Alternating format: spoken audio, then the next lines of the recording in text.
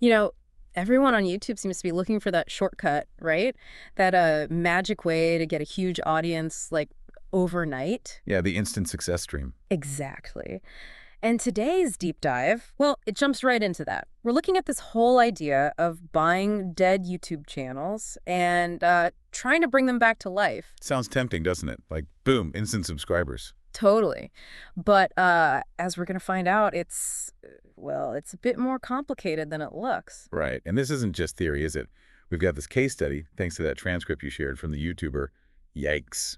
Ah, We yes. actually documented trying to revive a channel with almost 1 million subscribers over 7 days. So our mission here is basically to unpack that whole experiment. Like, why did he do it? What did he actually try? What went And wrong? how did it all end up? Yeah, let's get into it. Okay, so first things first. Where did this idea even come from for Yikes? Why buy a dead channel? Well, it seems like it started because he was getting offers for his own smaller channels, ones he wasn't really using. Ah, okay, so he saw there was a market for these things. Exactly. It sort of opened his eyes to this slightly strange corner of the creator economy where subscriber counts get traded, sometimes without much connection to, actual engagement or value. Which led him, I think, to a site called FameSwap. That's the one. And it sounds like it was a real mixed bag on there. Some interesting finds. Yeah, interesting is one way to put it. The transcript mentioned some truly head-scratching listings, like a channel with only 1,800 subs, basically zero earnings. Listed for $25,000. $25,000. It makes you wonder what calculation they're using, right? Seriously, it just seems like total guesswork. He mentioned looking at others too, like a Reddit Life one.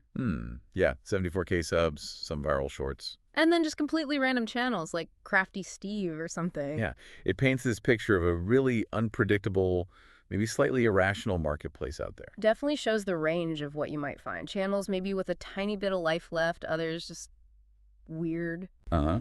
But the one, yikes, eventually picked, that one had a number that really stood out. Nearly 1 million subscribers, the Wasim Ahmad channel.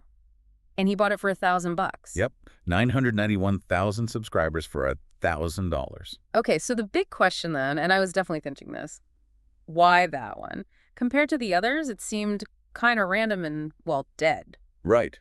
But according to him, it was purely about the number. 991,000. That was almost as many as his main channel. Wow. Okay. He even said it kind of made him question all the work he'd put into building his own channel organically for a second. Yeah, I can see how that huge number would be tempting, at least initially. But getting it wasn't straightforward, was it? No, not at all. First off, the seller wanted crypto. Oh, right.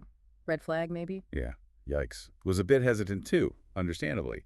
They worked it out with a different payment method, but then there was this whole 7-day waiting period for the channel transfer. A whole week. Yeah, That must have built up the anticipation. for sure. Especially since he apparently had this goal, or maybe a bet, tied to hitting 1 million subs really fast. He was hoping to do it in that week. Okay, so the transfer finally happens. He gets the keys to the kingdom. Almost 1 million subs. Must have felt huge. But the reality was different. Yeah, brutal awakening might be the term. He said it was, quote, the most dead channel I have ever seen in my life. Seriously. What did that mean in terms of stats? 0 views, 0 watch time. For the last 90 days. Nothing. Wow. And worse, it had actually lost over 6,000 subscribers just in the period before he got it. Man, talk about a cold start. He did mention it peaked higher, though, right? Over 1 million at some point. It did, peaked at 1.04 million, so quite a drop. But it also had, like, nearly 300 million lifetime views. Huge numbers, historically. It's like finding this giant abandoned building. Impressive history, but completely empty now. That's a great way to put it. Really shows the gap between, past glory and present reality. Yeah. The subscriber count was there, but the audience, gone. Or at least totally inactive. Did he have any clue what the channel used to be about? Not initially. He mentioned it was subscribed to a ton of other channels, but that didn't help much. So he had to do some digging. Let me guess. Wayback Machine? Bingo. Like digital archaeology. He used the Wayback Machine to see the old content. And what was it? Mostly short fan edits of movies. Lots of Marvel stuff, like Loki, Thor clips, things like that. Ooh, okay. But that immediately brings up a big problem. Copyright. Exactly. Huge red flag. He couldn't just re-upload that same stuff. YouTube's content ID would likely zap it instantly. Right. You'd get stripes, maybe lose the channel. Not worth it. Definitely not. Especially risking his main channel, too. So that plan went out. His first real attempt at revival had to be something different. He tried to kind of work around. Workaround? How? He collaborated with another creator, Isaac Carlton, Okay. and Isaac made these recreated versions of the Marvel clips, Yeah. like shot-for-shot remakes, but obviously done by him, sort of low-budget style. Ah, clever. Kind of like a tribute, avoids the direct copyright issue. So how did that do? Yeah. Not great. Really underwhelming. Like how bad? We're talking views in the, like, 1 to 2,000 range, which sounds okay, maybe, but on a channel with almost 1 million subs Yeah, that's tiny. and 0 comments. And the kicker, only 4 new subscribers gained on that first day. 4. But wait, wasn't it losing subs too? Oh, yeah. Fast. He mentioned losing something like 102 subscribers that same day. Oof. So gaining 4 while losing over 100, that's an uphill battle. Totally. Like trying to fill a leaky bucket. It really showed how tough overcoming that subscriber decay was going to be. The audience just wasn't responding to that approach. So clearly plan A wasn't the answer. What next? Time for a radical change, a full rebrand. Right, Wasim Ahmad became Silly Guy. Silly guy, yeah. New name, new profile pic, whole new vibe. And the content strategy shifted completely, too. Did he mention that merch idea around then with a .store domain? He did briefly mention thinking about merch and using a store domain, yeah. Kind of a side idea for potential monetization if things took off. But the main content changed focus. Big time. He started leaning into more current viral trends. Yeah. Specifically, he tried AI trolling on Omegle. Okay, like mimicking iShowSpeed's style. Inspired by him, yeah. But he was careful to say he was creating his own stuff, not just ripping off clips. Right, important difference. How did the Omegle stuff perform? A bit better, actually. Some of those clips hit like 20, even 30,000 views. Okay, that's something. Progress. Some progress in views, yes. Yeah. But the subscriber bleed didn't stop. Still losing subs overall, even with those moderately successful clips. Huh.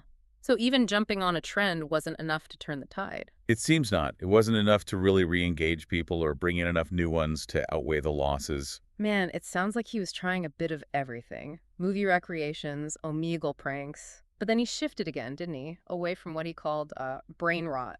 Yeah, he used that term. He decided to move away from the quick-hit, low-effort stuff and try something more substantial, more original, higher effort. And he got inspiration from his main channel for this. Exactly. He had this short on his main channel, the Fortnite Dad's V-Bucks one. Oh, yeah, where subs equaled V-Bucks for his dad. I remember reading that. That one blew up unexpectedly. Like 3 million views, brought in 100,000 new subscribers to his main channel. Just massive viral success from one short.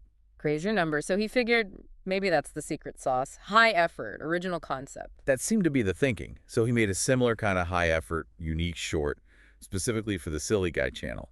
He sounded pretty hopeful about it in the transcript. Putting more work in, hoping for that viral lift. Makes sense. And it's right around this point, talking about this big push, that he kind of drops the real reason he bought the channel. It wasn't just a YouTube experiment. Nope. Turns out the whole thing was driven by a bet he made with a friend. A bet. What was it? Whether he could get the channel from 991K to 1 million subscribers in just 7 days. No way. Okay, now all the frantic channel hopping and strategy switching makes way more sense. Okay. The clock was ticking. Exactly. Suddenly, it's not just an experiment. It's a race against time. Which explains the final move he made. What was that? With the deadline looming, basically on the last day of the bet, he just started re-uploading some of his own viral videos from his main channel onto Silly Guy. Whoa, like a Hail Mary pass. Just flood it with proven content. Pretty much a last-ditch effort to juice the numbers. So, the big reveal. After all that, after the rebrand, the Omegle clips, the high-effort short, the re-uploads, did he win the bet? Did he hit 1 million? The channel definitely saw a spike in activity during that 7-day period. Okay. It pulled in over 300,000 views and gained 3,000 new subscribers in total over the week. So you could say it was revived from being completely dead. 3,000 new subs is decent, but the million... He didn't quite make it. The channel ended up at just over 993,000 subscribers when the 7 days were up. Ah, so close. 993K. He lost the bet then. Technically, yeah. Yeah. Lost the bet. But still, turning around that much from zero activity is something. He put a call to action in his video, asking viewers to subscribe to push it over the line after the fact. Right. So let's wrap this up. What are the big takeaways from this wild ride? Well, the most obvious one is that buying subscribers, even nearly 1 million of them, is absolutely no guarantee of success. It doesn't just magically give you an active audience. Yeah, clearly not. That dead part is pretty literal sometimes. And reviving a channel like that is hard work. It takes serious effort, probably some luck, and maybe a willingness to try, well, almost anything. We definitely saw that. Repurposed content, new trends, original stuff. He threw a lot at it. And got really varied results, didn't he? It just goes to show how unpredictable YouTube can be. What works on one channel might totally flop on another, even if it seems similar. And that subscriber decay thing is brutal. Even when he was getting views, the channel was still bleeding subs. Hmm. It's tough to overcome inertia. Definitely. Need constant engagement to keep an audience, let alone grow one. So, thinking about this whole experiment you brought us, it really makes you question the value of just a subscriber number, doesn't it? Like, what does it actually represent if the audience isn't engaged? Precisely. And it leads to that bigger question. Hmm. Was trying to resurrect this dormant channel the best use of that time and effort?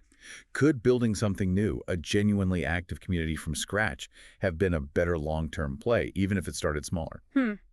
That's definitely something to think about. Is it better to build new foundations or try to renovate a crumbling mansion? Food for thought.